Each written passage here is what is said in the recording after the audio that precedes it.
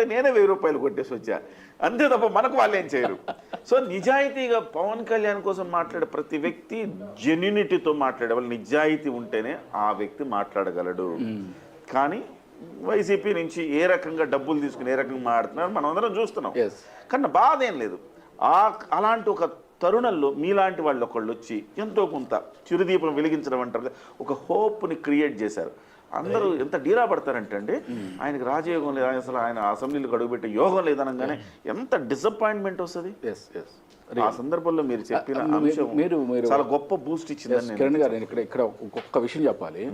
నేను చాలా negative comments కానీ చాలా మదన పడతా, కొద్దిగా సెన్సిటివ్. అంటే నేను అంటే చిన్నప్పటి నుంచి పెరిగిన వాతావరణం అటువంటిది. నేను బాడీ ఫీలింగ్స్ అంటే అటువంటి కామెంట్స్ చూస్తే నాకు మనసు చివుక్కుమంటది.